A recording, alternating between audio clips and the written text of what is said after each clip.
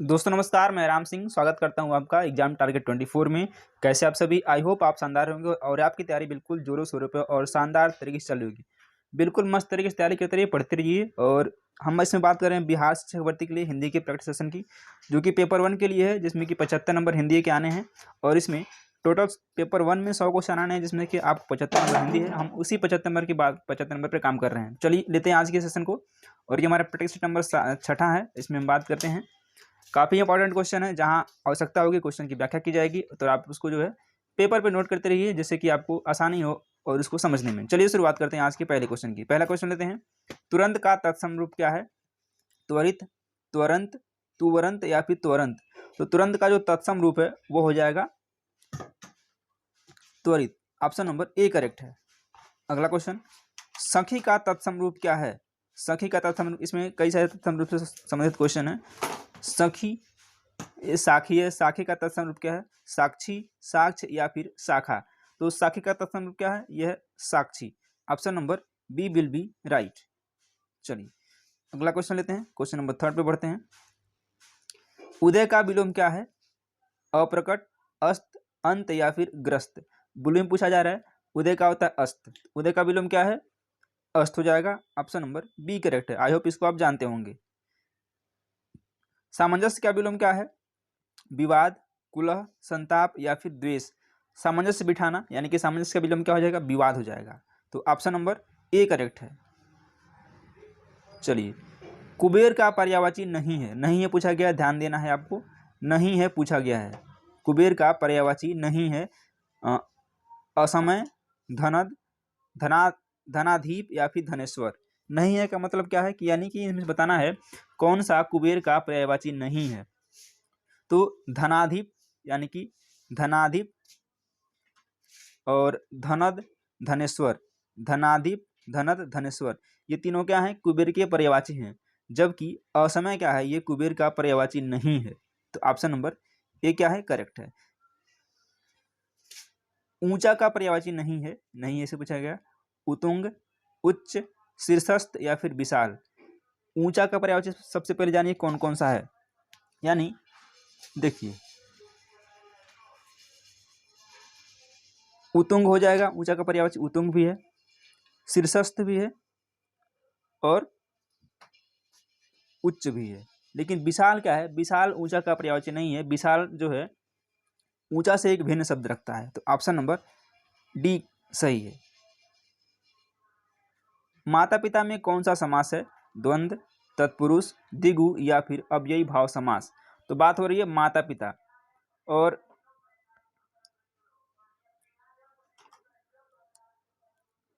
माता पिता में समास कौन सा होगा? द्वंद्व समास। द्वंद्व समास में दोनों पद प्रधान होते हैं। तो इस तरह से पहला ऑप्शन क्या है? करेक्ट हो जाएगा। अगला क्वेश्चन, लंबोदर में कौन सा समास है? बहुब्रीहि, द्विगु, अव्ययी भाव या फिर कर्मधार है। तो लंबोदर में देखिए, बहुब्रीहि समास में दोनों पदों को अलावा तीसरे पद की प्रधानता होती है। तो इसमें बहुब्रीहि समास है, मैंने बोल ही दिया है बहुब्रीहि समास है। देखिए, बहुब्रीहि समास में दोनों पदों के अलावा तीसरे पद की प्रधानता होती है। जैसे लंबोदर में क्या है? लंबा है उदर जिसका, यानी कि Ganesh. Option number A correct हो जाएगा। पुरहधनकार का संधि बनेगा पुरहकार, पुरस्कार, पुरस्कार, पुरस्कार या फिर पुरस्कार। तो देखिए, ये भी शब्द गलत है, ये भी गलत है, ये भी गलत है। क्या बनेगा? पुरस्कार बनेगा। तो पुरहधनकार का संधि बनेगा पुरस्कार। यही पुरस्कार का संधि विच्छेद पुरह प्लस कार है। ये भी आपसे पूछा जा सकता है। शुभारंभ में कौन सी संधि है? दीर्घ है, विसर्ग है, गुण है या फिर वृद्धि है। शुभारंभ, शुभारंभ में संधि बताना है। तो इसमें जो है दो स्वर मिलकर दीर्घ हो जाते हैं, तो इसमें दीर्घ संधि है। अ प्लस आ मिलकर आ बनेगा। जो व्याकरण अच्छी तरह जानता है उसके लिए एक शब्द बताना है। व्याकरण, व्याकरण, व्याकरणक, व्याकरणिक या फिर व्याकरणी। तो जो व्याकरण को अच्छी तरह से जानता है उसको कहा जाता है व्याकरण। तो ऑप्शन नंबर ए करेक्ट है। जो क्षमा करने योग्य नहीं है, जो क्षमा करने योग्य नहीं है, वाक्यांशों के लिए एक शब्द बताना है। अदम्य, अक्षम्य, निर्गुण या फिर सक्षम। तो जो क्षमा करने योग्य नहीं है उसके लिए एक शब्द है अक्षम्य। बी ऑप्शन सही है। जिस पर हमला न किया गया हो, वाक्यांश के लिए एक शब्द है आक्रांता, आक्रामक, अयोध्या या फिर अनाक्रांत। तो जिस पर हमला न किया गया हो उसके लिए शब्द बनेगा क्या? उसके लिए बनेगा आक्रांता। ऑप्शन ए सही हो जाएगा। सॉरी, ये आक्रांता नहीं होगा, ये होगा आपका अनाक्रांत। क्या बनेगा? अनाक्रांत बनेगा। डी ऑप्शन करेक्ट है। पांचों उंगलियां घी में हो, इस मुहावरे का अर्थ बताना है। तो लाभ ही लाभ, सब इच्छाएं पूरी होना, तर माला रखना या फिर तर माल रंगना। तो जिसकी पांचों उंगलियां घी में हो उसमें क्या है? लाभ ही लाभ, यानी कि उसको सभी तरफ से लाभ ही लाभ हो रहा है, उसी को बोलते हैं पांचों उंगलियां घी में होना। अंग अंग फूले समाना, सारा शरीर फूल जाना, अंगों में प्रफुल्लता होना, आनंद विभोर होना या फिर मौज माना, मौज मारना है। तो इसमें क्या होगा? अंग अंग फूले न समाना, यानी कि आनंद विभोर होना, बहुत ज़्यादा आनंदित होना या फिर आनंद विभोर होना। क्या है? अंग अंग फूले समाना। सही वाक्य छांटना है। सूर्य पश्चिम की ओर अस्त होता है, मुझे विद्यालय जाना है, मैं तो आपके ऊपर निर्भर हूँ, लड़ाई में लोगों ने खूब कमाया। इसमें बताना है सही वाक्य कौन सा है। तो मुझे विद्यालय जाना है, इसमें जो कारक प्रयोग किया गया है उसमें सही से किया गया है, लेकिन बाकी सूर्य पश्चिम की ओर निकलता है, यानी ये भी गलत है। सूर्य पश्चिम में अस्त होता है, ये होगा। तो ऑप्शन बी इसका क्या है? सही है। बाकी ये तीनों गलत हैं, तो ध्यान रखिएगा। मुझे विद्यालय जाना है, यही एक क्या है? करेक्ट है। अगला क्वेश्चन लेते हैं। निम्नलिखित वाक्यों में शुद्ध वाक्य चुनना है। श्री कृष्ण के अनेकों नाम हैं, श्री कृष्ण के अनेक नाम हैं, श्री कृष्ण का अनेक नाम है या फिर श्री कृष्ण को अनेकों नाम है, शुद्ध बताना है। तो इसमें शुद्ध जो वाक्य होगा श्री कृष्ण के अनेक नाम है, न कि अनेकों नाम है। बी वाला ऑप्शन करेक्ट है। शुद्ध वर्तनी को चुनना है। सुवास्थ्य, स्वास्थ्य, सुवास्थ्य या फिर स्वास्थ्य। तो जो शुद्ध वर्तनी वाला शब्द है क्या है? स्वास्थ्य है। तो ऑप्शन बी क्या है? बिल्कुल राइट है। शुद्ध वर्तनी वाला शब्द इसमें भी चुनना है। पृथक, प्रभक, पृथक या फिर प्रथंक। तो शुद्ध इसमें जो शब्द क्या हो जाएगा? इसका जो शुद्ध वाक्य होगा इसमें हो जाएगा आपका पृथक। ऑप्शन नंबर सी करेक्ट है। पृथक इसमें क्या है? शुद्ध वाक्य है। सॉरी,